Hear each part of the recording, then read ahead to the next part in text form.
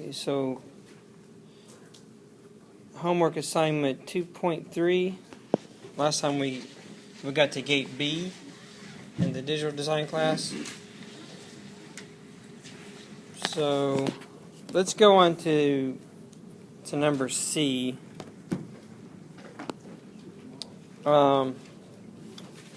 Actually, before I show you the solution, go ahead and look in your book on page 66, number C. And what we're trying to do is we want to write the truth table. We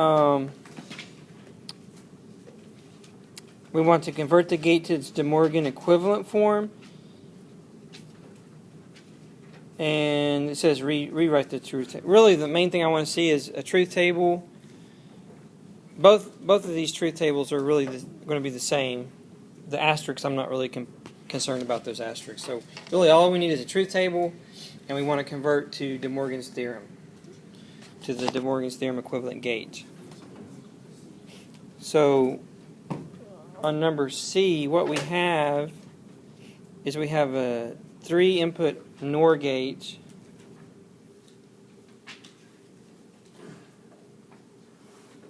and we have 2 bubbles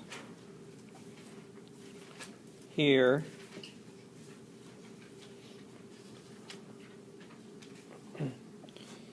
So the question would be, what is the equivalent gate in the De Morgan's, using the De Morgan's theorem?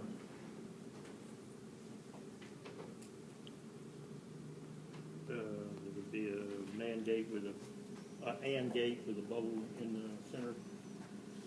Yeah, so what we do, again, is we change everything about the gate. So we want to change this OR to an AND.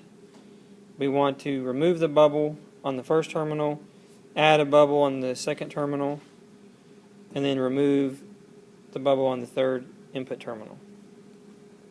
And for the output, we want to remove the bubble.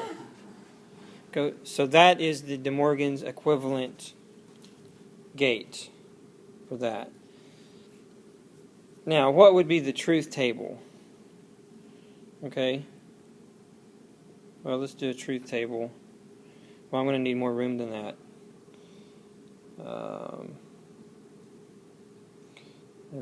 What I'll do is...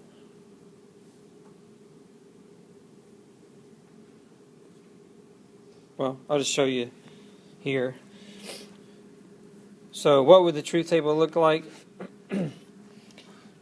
Well, the B input is going to be inverted. Okay, so you've got your standard 0, 1, 2, 3. So it's basically a binary counter. 1, 2, 3, 4, 5, 6, 7. So this counts all the way from 0 to 7. But we have to remember that the B input is going to be inverted. So what would that look like? Well, you could come in here and you could draw B naught beside this, and you can just invert each one of those. Okay, and now what you do is you find out, when do you have all ones? Well, the only case where you have all ones is this case right here. You have a 1, a 1, and a 1. And since it's an AND gate, that's the only situation where you get a 1. So that's how you do the truth table.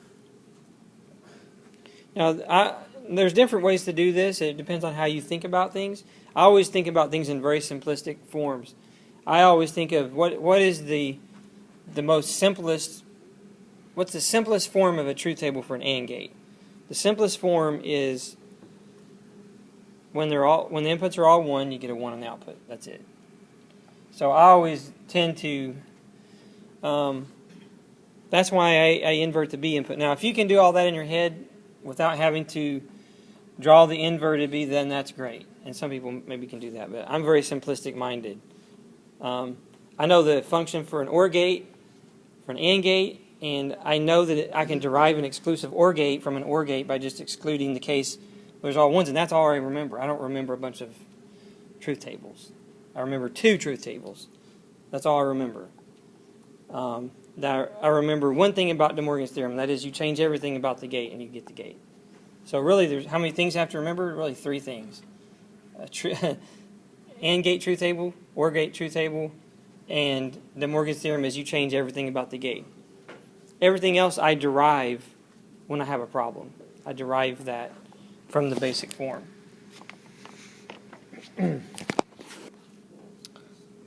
Does anyone not understand this? Because if you don't understand this now, you're not going to understand when we start going more complicated with it. And we will go a lot more complicated.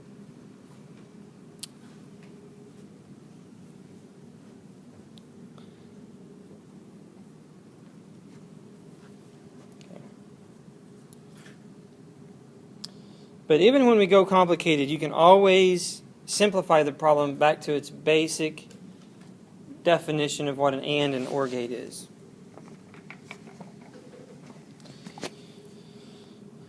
It just takes more steps to get there. Okay? Okay, gate D. So let's have you guys work on gate D, and then I'll walk around and look at it, and then after we take a few minutes to do that, then I'll show you the solution on the board.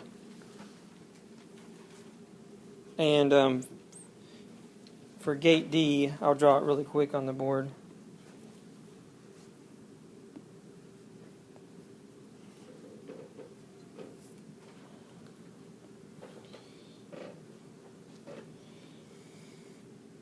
Gate D looks like this. You said you didn't want to know which one was active. You didn't care. No, I don't care about that. His definition of active is not really exactly true, to be honest. Active low doesn't really mean that you have a bubble on the output. The way he's defining it is, he's saying that if you have a bubble on the output of the gate, that this is always going to be defined as active low. That's not really true. I mean, if you're just in a little bubble world of thinking, oh, this is my entire world, then that may be true. But that's not really the way that it really works in really designed environments. The way it really works is whether this is active low or active high depends on what you're using it for. What you're using it for. Okay. If you're using this to enable the chip down over here, and this enable on this microprocessor is defined to turn on this processor when it's low, then this is active low. But if this is defined as being an active low input on a processor, I don't care what you have here. This is still going to be active high logic. So I'm sorry, Mr. Author, but he's wrong in the definition in practical situations. Now, in his own little world that he's defined for himself, maybe that's true, but that's not true in the industry. So don't worry about those asterisks, because that doesn't mean anything. So just try to convert this circuit to a De Morgan's equivalent, and I'll walk around and see if you guys have it. Okay. This needs to be an OR gate. Looks like an AND gate. Yeah.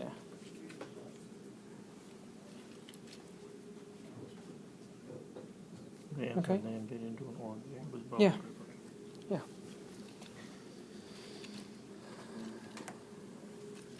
Let's see. Yeah. Good. Everybody's faster than last class period, so that's good. Getting better. Yep. Yeah, good. Okay, good. Good?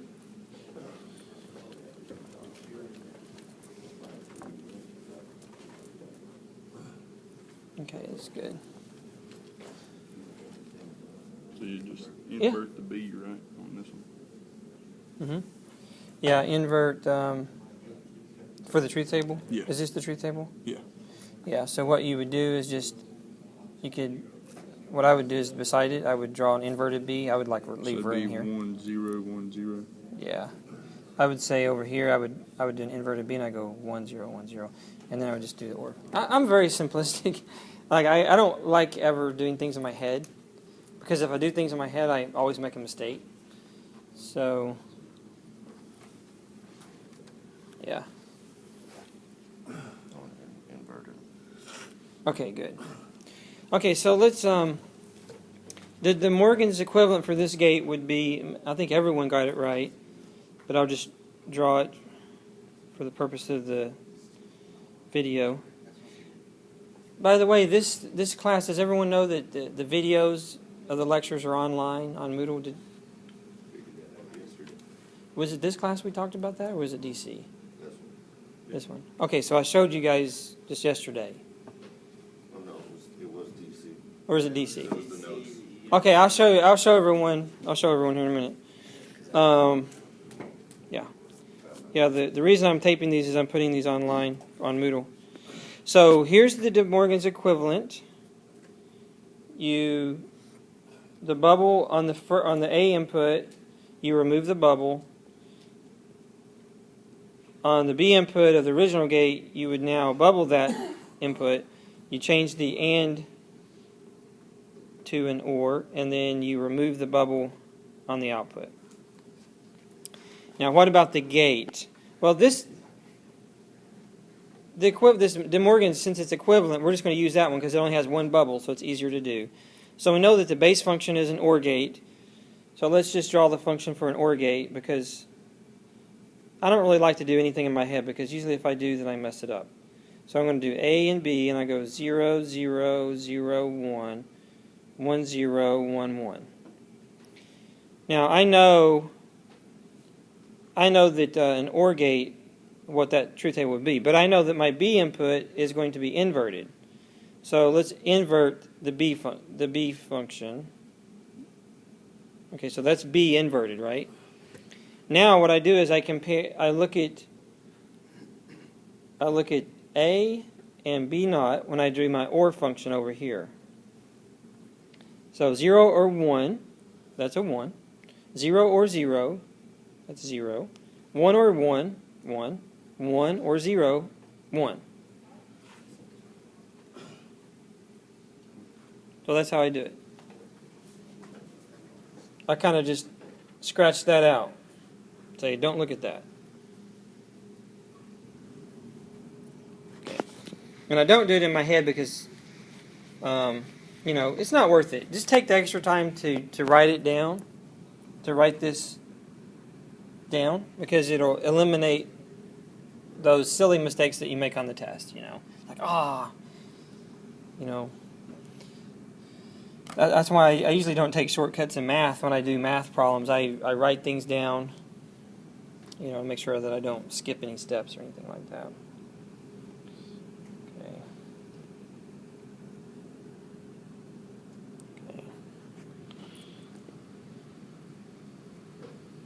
Okay, that's the solution. 25. So 25 says, refer to figure 2.51. Okay. I'll probably have to just draw that here.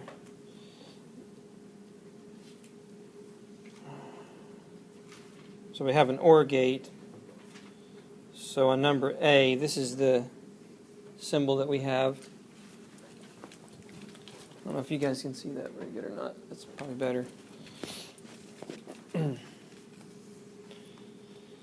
State which two gates of the three shown are De Morgan equivalents of each other. Oh, okay, so we're going to have to draw all of them. Let's just get rid of this then. Okay, so we've got three gates.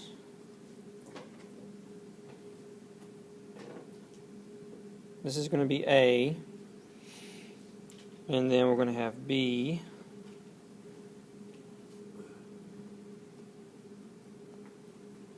And then we have C.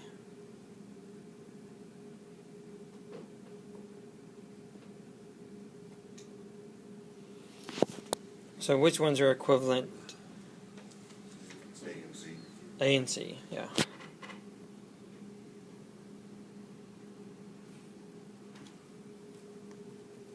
Because, you know, they're exactly the opposite. So it's a pretty easy one, I guess.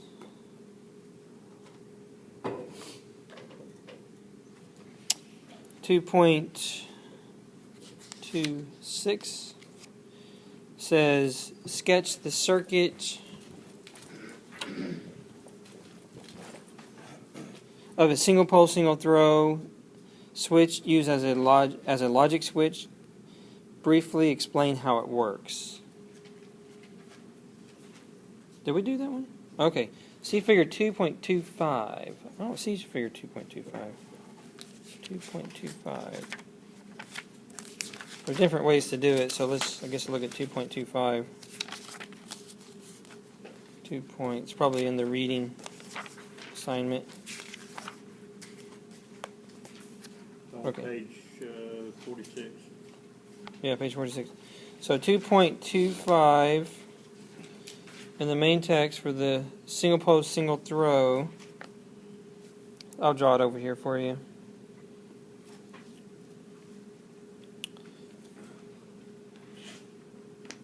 So what he has is, there's different ways to do it, like we talked about, but this one is getting pulled high through a resistor, and then you have your digital circuit over here.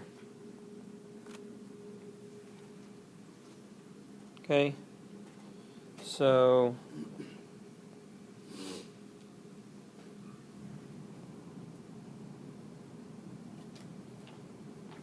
yeah, or if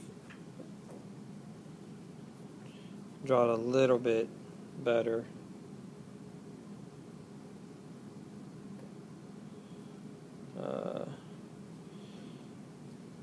This side would go to ground. And then you always want to pull either high or low through a resistor. You always have to have that current limiting resistor. And then you have your digital circuit or microprocessor over here. And again, what I discussed was it's a battle. You're fighting between pulling a signal high and low. Obviously, you can't really do this. You know, you can't have a switch that pulls this high. This is sort of what you're trying to do. You're trying to pull this side high with the switch and trying to pull this side low with the switch. But you can't really do this because if both switches are on, then you're going to have a short circuit through here. So really what you have to do, that's why we use the current limiting resistor. The current limiting resistor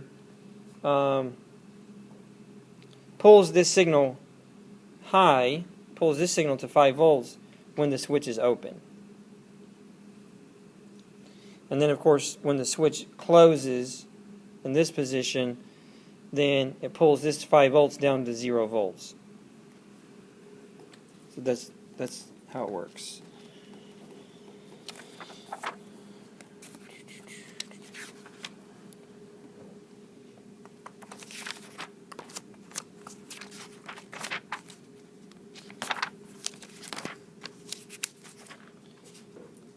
.27. Refer to the figure 2.26. Logic push buttons. Should the normally open push button be considered an active high or active low device?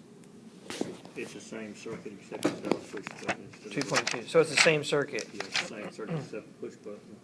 Normally it's a push button instead of a switch. Yeah, it's a normally open. So it looks like this.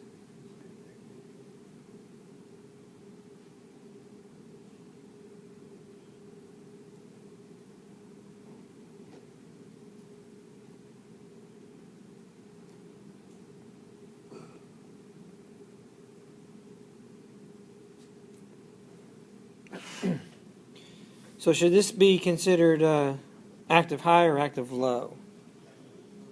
Active high, but the only time it's doing anything is when you're actively doing something to it. When you're actively pushing the button, then what signal are you going to get?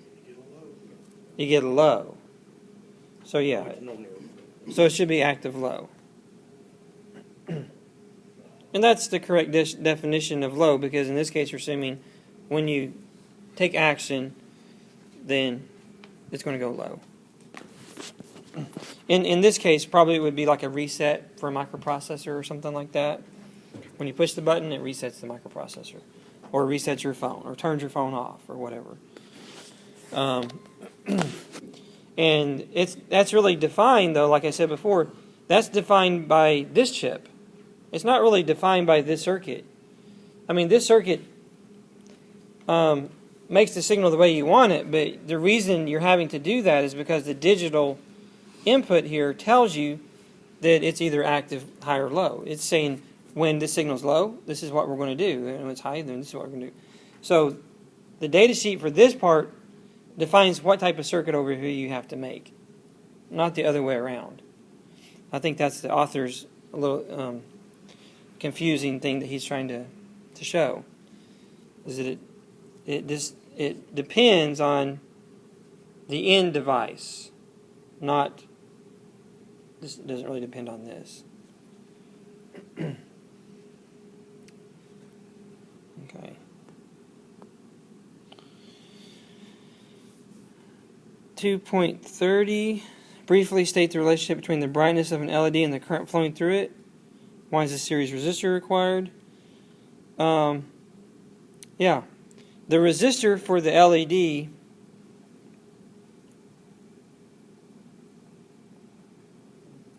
is called a current limiting resistor. Okay? Now, the voltage across the diode is always going to be about 2 volts or something like that, 2.1. So, really, you're setting the current through the diode by Ohm's law equation, which says I is equal to V2 minus V1 over R, which is V2 is 5 volts, V1 is 2 volts, and then R is whatever you want it to be. So the V2 minus V1 is 3 volts. So you wind up with I equals 3 volts over R. So you get to design I to be whatever you want based on R, and you can tell that they're inversely proportional to each other. So the higher R value you choose, the lower the current's going to be. The lower you choose R to be, the higher the I is going to be. And that affects the brightness of the LED. It also affects, in the case of a battery-powered device, it affects how the battery life that you have. So if you really want your battery to only last a couple of hours, make the current through the LED 100 milliamps. But if you want the battery to last a couple of days continuously, then make it, half a milliamp.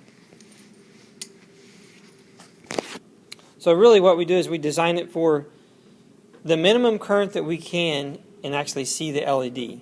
That's really the way you design it. So.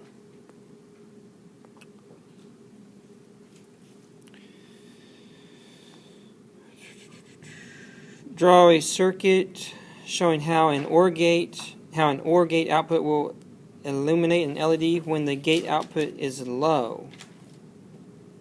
Assume the required series resistor. Okay. Yeah, if you want to, this is the circuit. Okay. If you want the LED to turn on when the gate is low, when there's a 0 here, then you can't, for example, you can't put it like this. You can't go and then LED and then to ground. Because when the output is low, 0 volts, this is 0 volts, ground is 0 volts, so you have no potential difference across the elements. So no EMF, no electromotive force, nothing to push the electrons through. You have to have 5 volts here. You'd have to add a bubble here. If you truly had a logic and you wanted this, then you'd have to add either a bubble here to get this 0 to go to 5 volts, or you would have to change the structure, which is what they did. Put the resistor on top, put the LED here. You can make this 5 volts, and then put your circuit like that. And a lot of times people do this because if you look at the data sheet for the parts, many times the sinking current, the amount of current that the device can sink to ground, is normally higher than what it can source. So I don't really know what, you have to look at the data sheet, but maybe the data sheet would say, okay, this part can source 40 milliamps and it can sink 80. Okay. Well, in that case, if you want your LED to be 80 milliamps, if that's what you need, then, I mean, 80 milliamps is a lot. I don't really see why you need to have your LED that bright, but back in the days of lamp or incandescent lamps, I could probably see that that would be useful. But I don't know, you see this a lot. Yeah. In that case, would the internal resistance of the getting have to be taken into account to figure out what resistor you need? Really, that is taking it. I mean, the fact that the gate can pull down easier than it can pull up is really, that is taking into account the internal resistance. Because inside the gate, they have P-channel and M-channel devices. N-channel devices are what pull down, P-channel pulls up. And N-channel devices inherently have half the resistance as P-channel. And so for the same size P-channel and N-channel, the N-channel or the pull-down size is half the resistance.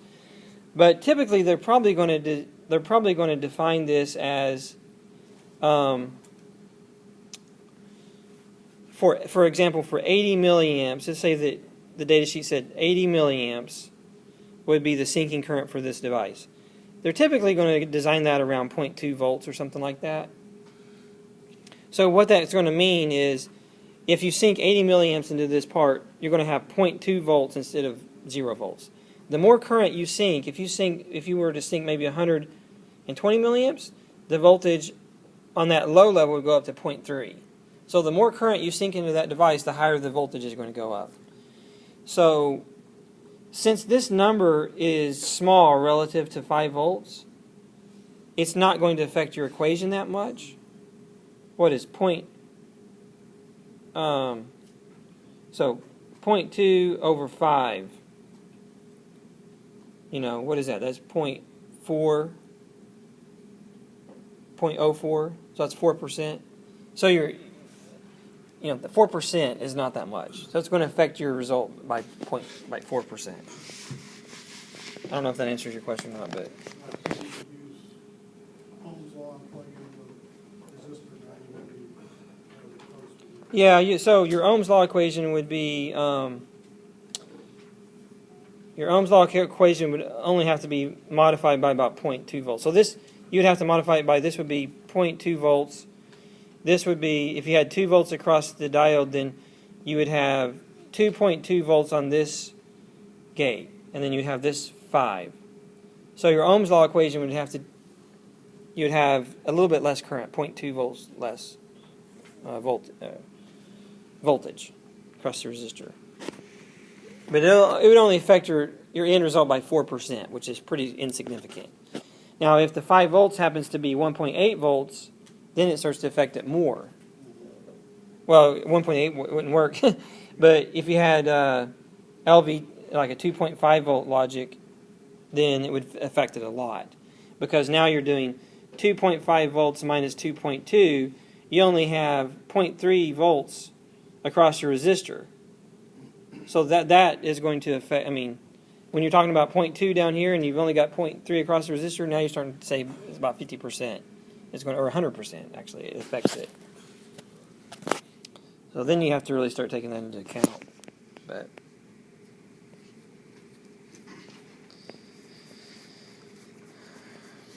yeah. And I don't think they really talked about it, but they also have open collector logic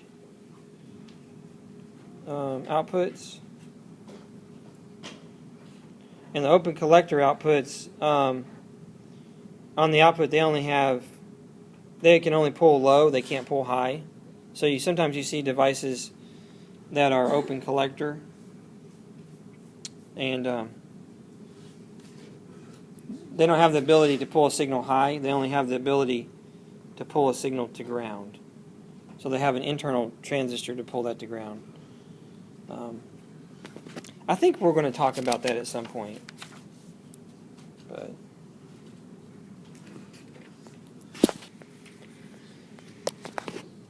and I think that's it for this section. The only other... Any questions about that?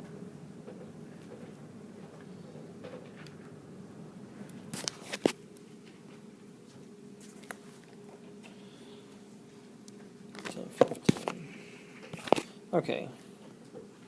So we've already went over these slides. I think we talked about these slides in lab, right? Inhibit function. I went over these slides in the... So, you guys don't remember these slides? I went over these in the... I thought I did. Okay, maybe I didn't. Yeah, you know what? I think I talked briefly about... Yeah, you know what? That's what... We talked a little bit about them. So, I guess what I'll do is I'll go over them just really quickly. And then we didn't get to the ones past about right here. So, I'll just talk about them a little bit. Okay.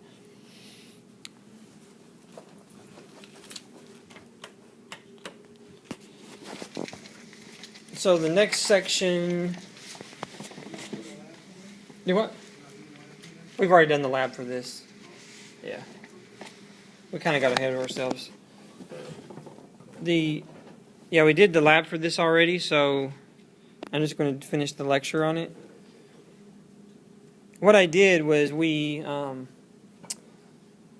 got to this point to do the lab, and then we didn't do the lecture, so I did a little bit of a lecture, and then we did the lab. And I only lectured on what you really needed to know, but we have some other topics to go over.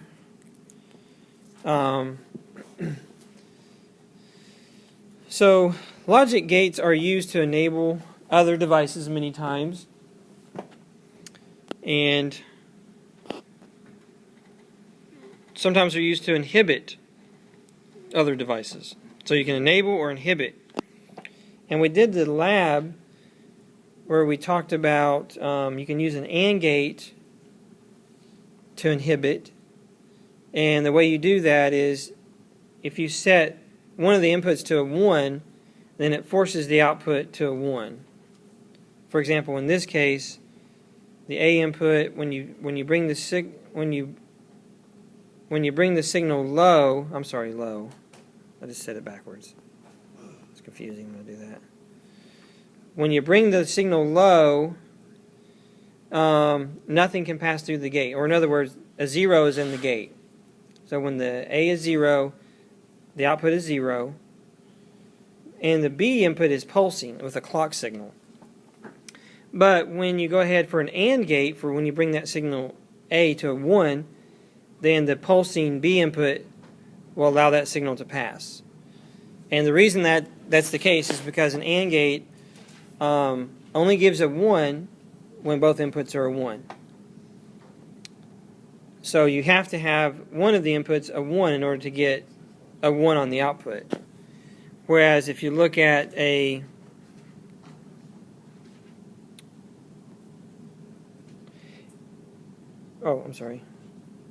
So for just a little bit more of an example, if you take the A input and connect it to pull it high through a resistor, which is what we did for the lab, and connect it to a switch, then this is how we made our pulse generator inhibit the signal on the oscilloscope.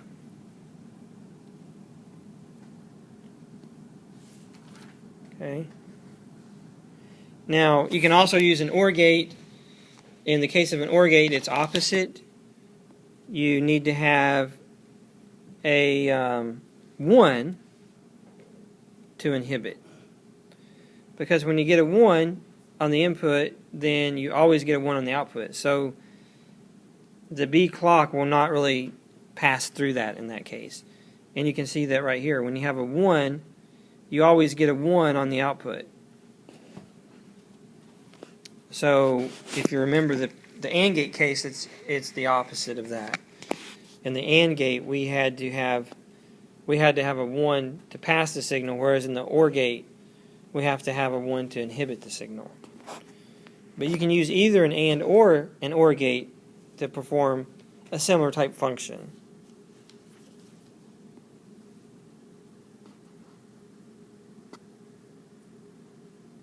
So the answer to that question on the test yesterday was none of the above?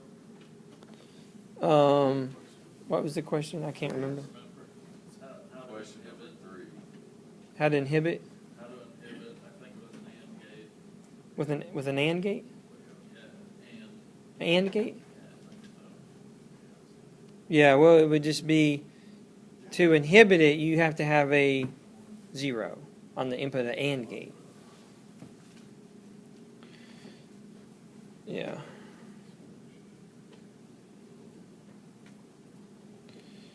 So you can see on this one,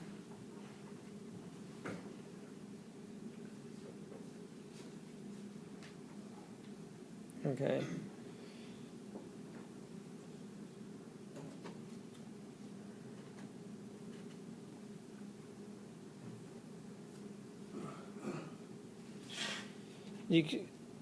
So the answer to your question is 0 on A will prevent the output from going high. So you have a 0. So this is inhibit. And this over here is what we call enabled. Because you can see over here on this side you have the clock signal pulsing from 0 to 1. So this is the enable mode.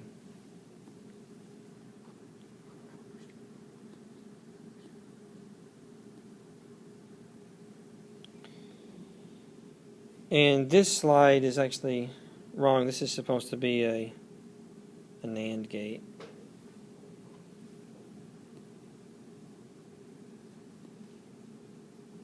And then they're using a NOR gate over here to do the same thing. Of course, you can obviously do the same thing with a NOR gate. And then with an exclusive OR gate, how does an exclusive NOR gate work? Well, yeah, you're not going to be able to inhibit it because an exclusive OR gate basically is a difference comparator. When you have a difference, then you have a 1. So notice that when A goes to a 1, okay, on the output, you're going to get an inverter. So really, you can use an exclusive OR gate to give yourself an inverter. It's kind of like a controllable way to get an invert function. When the input A is 0, or the controlling signal is 0, then the signal from B passes directly to Y unchanged. Okay? But when the A input is a 1, then the signal on B gets inverted. So it's kind of cool. Exclusive OR gates are really useful. Kind of neat, right? So you can think of it as a controllable inverter.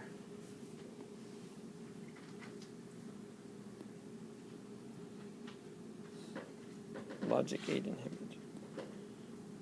Okay. Another component that's very useful in digital design is tri-state buffer.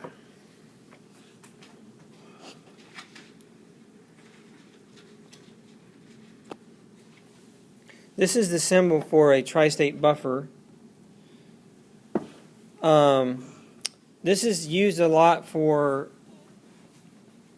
in memory busing type systems where you have data that's going out across a bus or across a wire from multiple sources. Normally, we've been talking about signals, output signals having two states, a 0 and a 1. And the 0 typically represents 0 volts, and the 1 represents something like 5 volts or 3 volts, 1.8, depends on the logic levels. But a tri-state buffer has a third state, and that third state is what we call high Z. And really, what is high Z? Well, high Z is kind of like disconnected, open circuit, essentially. High Z it refers to high impedance or high resistance. And let's say that you had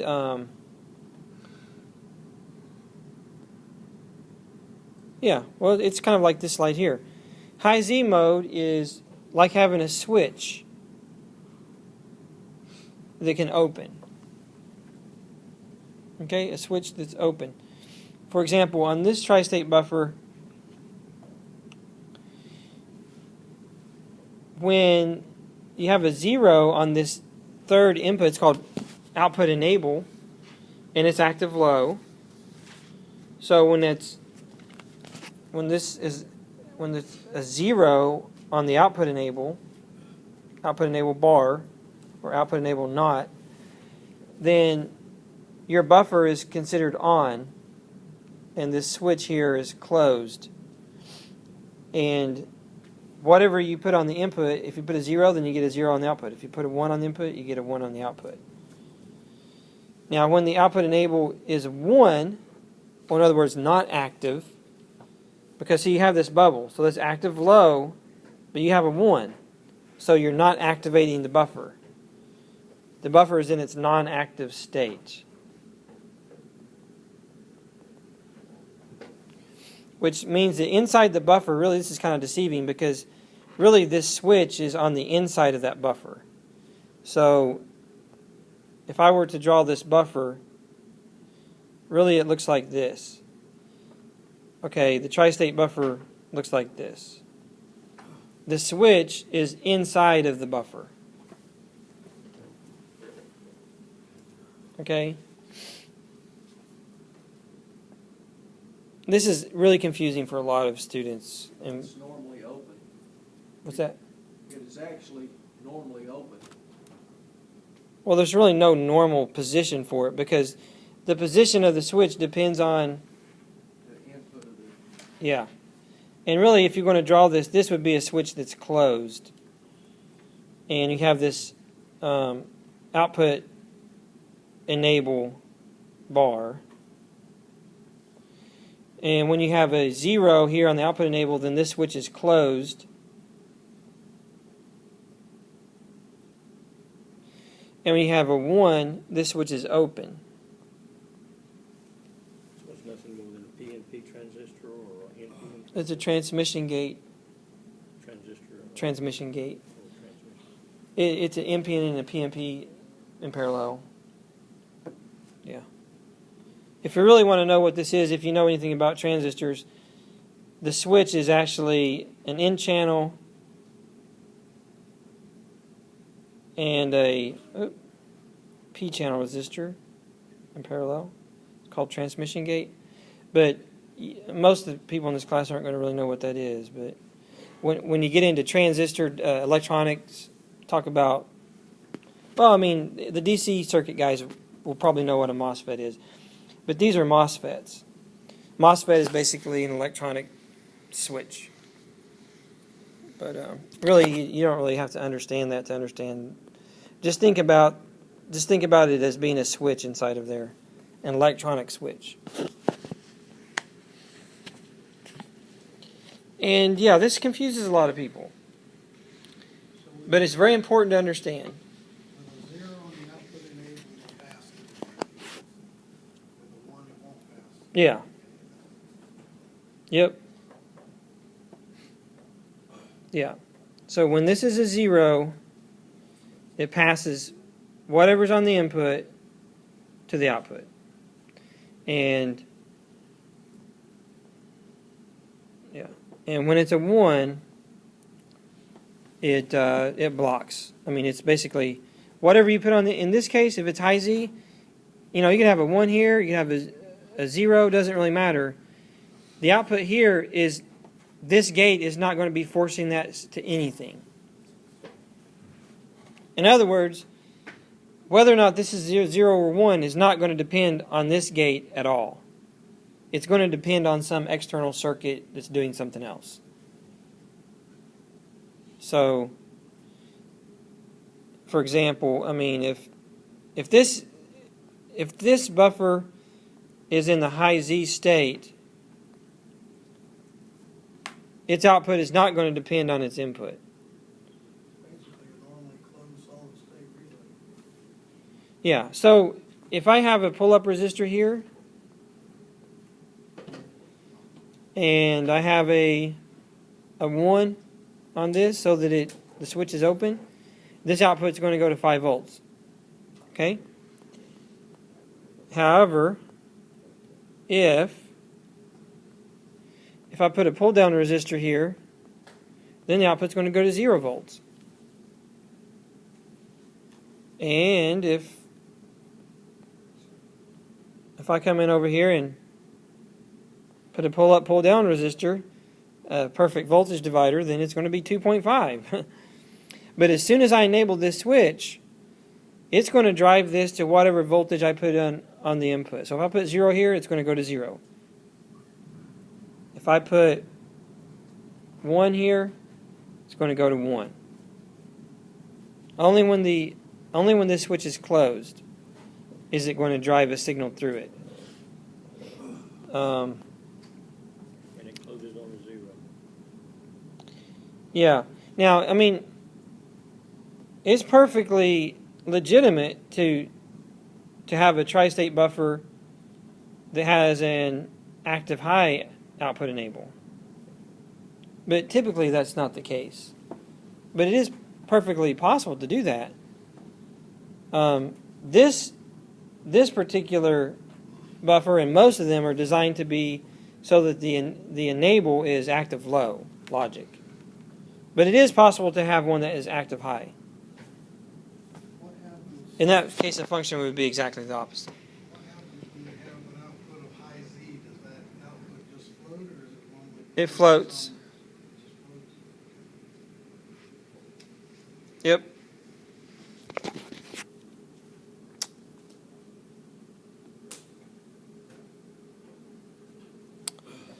Okie dokie. Let's see what other slides I have got. Yeah, it's used to connect multiple outputs together. This is a good example. So let's say that, I mean, this occurs in memory in a system. Let's say that you guys have a bank of memory, and then you upgrade to another bank of memory, and your computer wants to read that memory. Well, both chips can't send data to the processor at the same time. You only have one line here connection. So what are you going to do? Well, the microprocessor is going to have wires coming over here and say, oh, I want to read from the first, 1 gigabyte of memory. So I'm going to pull this line low, I'm going to leave this line high. So this memory data is going to be forced on this bus. Okay? Now, if it didn't do that, if it didn't have that ability to do that, if it didn't have these output buffers, these tri-state buffers, then this guy could be trying to send a 0, this guy could be trying to send 5 volts, and then you would have a ton of current in there, and it would blow up your trace. It would fuse. It would melt. Okay. This is what we call, you'd have contention on that line. You only have one physical trace on the board. So that's why you need output buffers. Or you would have garbage in your destination. Yeah, it would go, if you had everything was equal, this tried to go to 1, this tried to go to 0. If this tried to go to 0 volts, this tried to go to 5, you may have 2.5 volts there, which is considered what? Floating. Undefined floating. Undefined. Remember the table we talked about before? So if you go 2.5 is undefined. So it wouldn't work.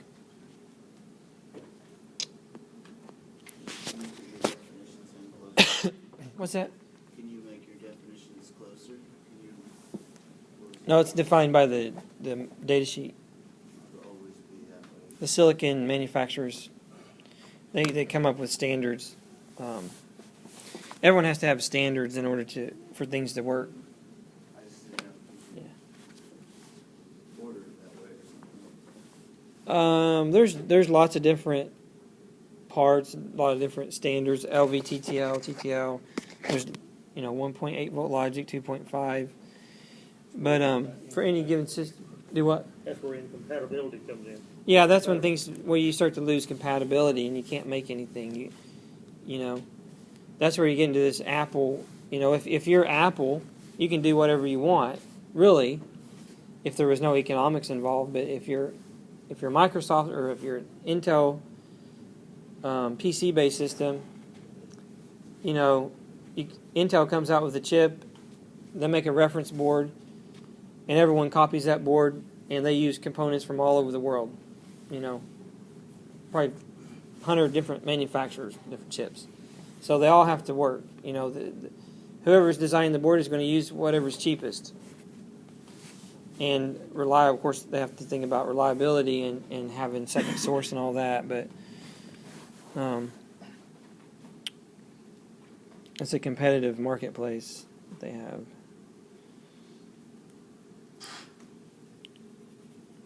So we do have some of these back there in the bins. It's this 244. The 244 octal tri-state buffer. Octal means 8, so you can have 8 of these in one package.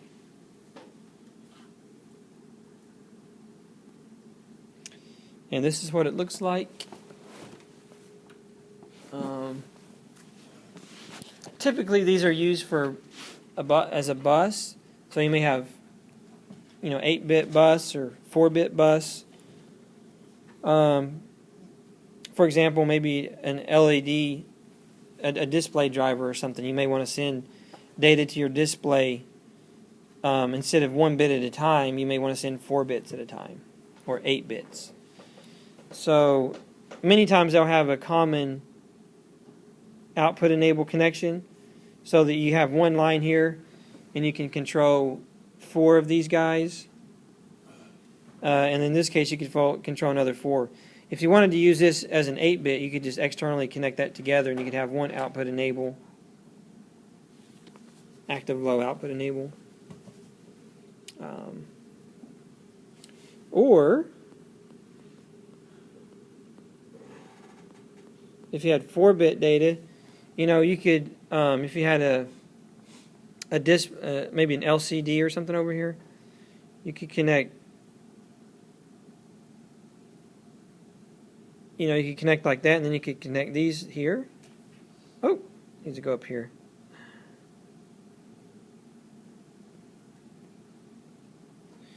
And then you could drive this display from 2 different sources. You could drive it from this source, source B, or you could drive it from source A by controlling the output enable.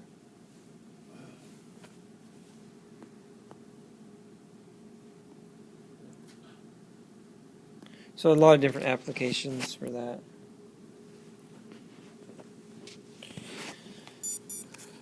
Okay, and we have a homework assignment on that I'll give you in a minute. And then we're going to go over section 2.6. And then we'll be done with this chapter. And we've already used some of these integrated circuit chips in the lab already. They're called integrated circuits, and they're in a common package called a DIP package, or a dual inline package. And like we've already discussed in the lab, they have a tab on them, and the tab helps you to know where the pin 1 is at. Okay? Many times for pin 1, maybe on the circuit board, sometimes you'll have a dot, and the dot indicates pin 1. Sometimes you'll have a dot here, or you'll have a tab. Okay? Because the worst thing is you don't want to have a chip that looks like this, and there's no indication on where pin 1 is, because you need to know how to orient the part, obviously, on the board. So, sometimes you may see a dot like this. That would indicate pin 1. A lot of times you'll see a little arc tab. And Sometimes they'll chamfer the edge at the corner. yeah, sometimes they do this. Yeah, that's a good point. So if they have a package like this, you have to know that pin 1 is just to the left of it, and then you count counterclockwise. It's just kind of like a industry standard thing you have to know. It's not really... Of course, you could pull up the device data sheet, and the part always has the part number, it'll have the part number on it, so you could always look up the data sheet.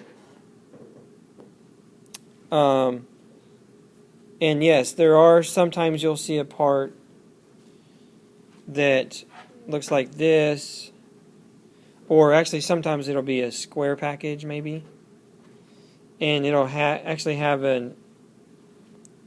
actually the part will look like this, like that. You can see where the edge is not, it's kind of at a 45-degree angle here. Yeah, and so that will indicate the first pin to the left of that, or to the counterclockwise to that, would be considered pin 1. And it would go all the way around. Yeah, looking from the top.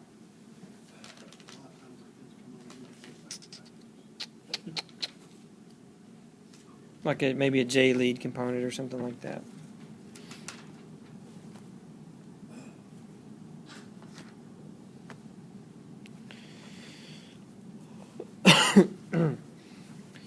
So one of the first transistor logic families, or one of the first that was popular, I guess you could say, would be TTL, and that stood for transistor logic, and it just meant that a transistor connected directly to a transistor, bipolar. And then after MOSFETs came out, then they came out with what was called Cmos Logic.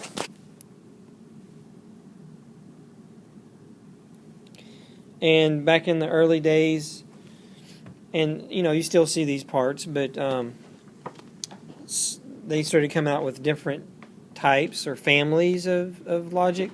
Some targeted at low power, some targeted at speed, like the Schottky was faster, the low power was low power. So 74LS00 would be an AND gate.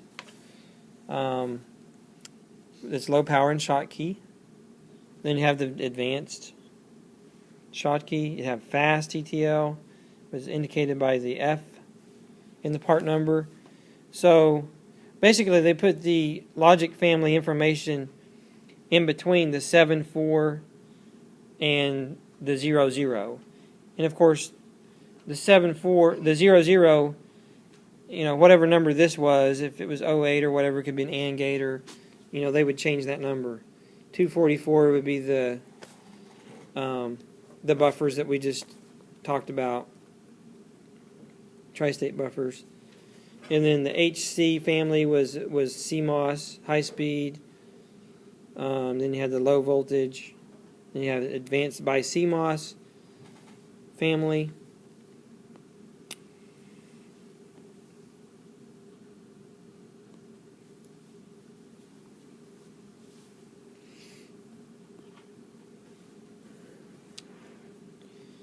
And you have a lot of different package options.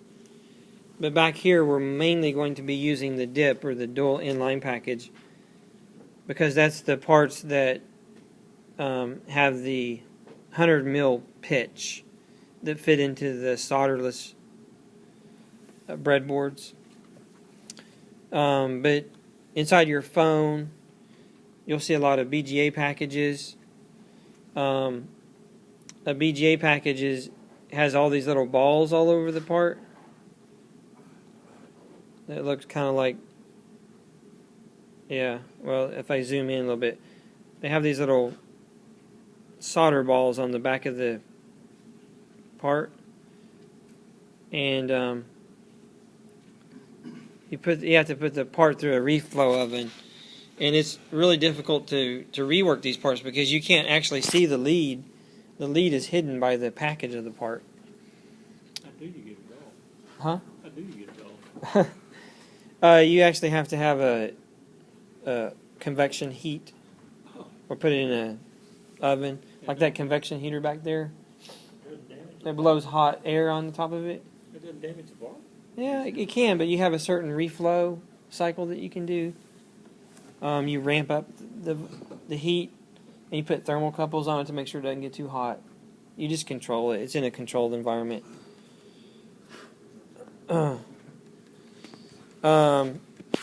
SOIC is a surface mount type package where the leads look something like this. And you design your circuit board to have little lands that it lands on, and you just apply solder. So the leads do not go through the board like in a dip package. In a dip package, your leads will go through the board. You know, and when you solder, you have to make sure the solder goes entirely through the hole. But of course, these dip packages are good for prototyping back in the lab because they're larger. The surface mount parts are good because you can put the two parts, you can put parts back to back, basically. So you can increase the density of your board. So, let's see. Oh, let me go back to that. Oh, I just deleted it. Well.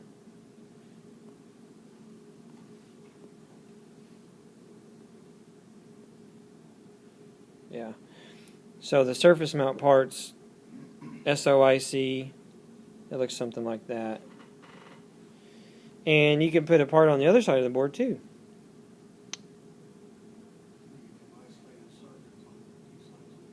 Yeah. So you can have parts on both sides of the board. So it doubles your density of the board.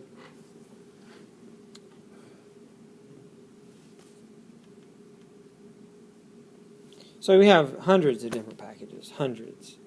This is just a very small list. That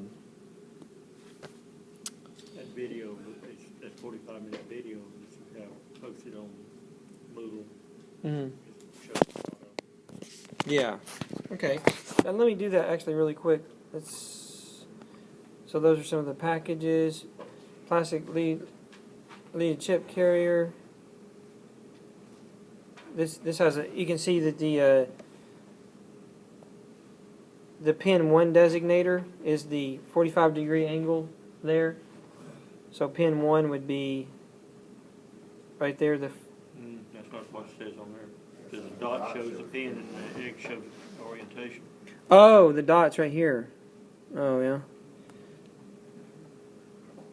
Well, in this part, oh yeah, the dot. Well, many times, I mean, depends on the part. In this particular part, I guess the dot here. They were trying to confuse us. Yeah, but normally, if you don't have a dot, let's say that you don't have a dot. If you have a dot, the dot's always going to be pin 1. If you don't have a dot or any other indicator, and you just have this angled edge, then you would just take that edge and start counting counterclockwise. Anytime you see a dot, it's always pin 1. Always. It's kind of like that's the precedence over everything. A lot of those kind of packages will actually have a number underneath on the bottom, maybe by tens or something. So, pin 84. Yeah, and how these things got started, that's part of the confusion too. You know, there's not really one person that came along and said, oh, this is the way it's going to be. It's just kind of the industry took over. The industry started making different parts. You'd have different manufacturers to make a part. And then other manufacturers would want to have a replacement for that part, so they would copy that package. And they wouldn't really copyright a package. I mean, you can copyright a package, and there have been packages that are copyrighted, but most manufacturers tend to, well, it depends on the situation. Like Linear Tech and certain high-power packages, those are patented. But hundreds of packages aren't. And there's advantages for a manufacturer not patenting their package because most companies want to have a second source for a part. That means that most companies like Raytheon or big companies, they don't want to have a sole provider. They consider a sole provider to be high risk. So in fact, some companies will not allow you to pick a part that only has a sole provider. So manufacturers are discouraged from patenting their package. So that's why you see a lot of these rules. For example, whoever manufactured this part kind of went away from the industry standard, and by putting an edge here and then putting a dot there, because it's not really following what most of the industry is doing. But I mean, you will see those type of situations. They probably done it for a certain piece of equipment where they would have to refer back to them in order to get that replacement part if necessary. Yeah.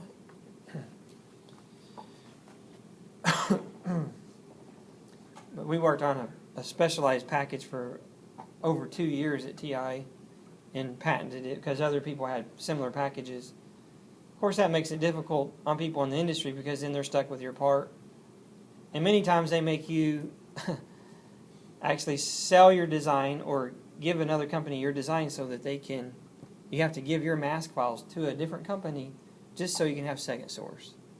It's kind of dumb, but anyway, we got a couple of minutes, so I'll show you really quickly the Moodle. Oh, did I show you that? I didn't really give you the homework. The homework wasn't on the slides. I don't know why the homework wasn't on the slides. It's supposed to be a homework assignment right there. Let me... It's on that paper, isn't it? Do what? It's on that paper, isn't it? Yeah, it's on that paper. Let me add it just so I don't forget. But let's see, copy,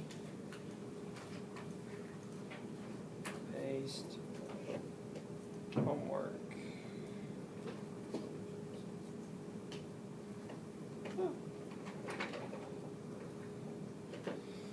Is going to be section 2.5.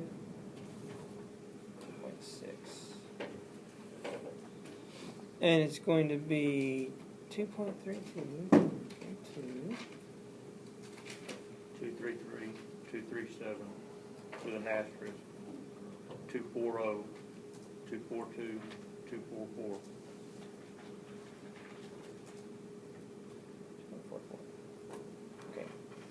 I'll save it like this and then I'll upload it to Moodle. Yep. So look at the website.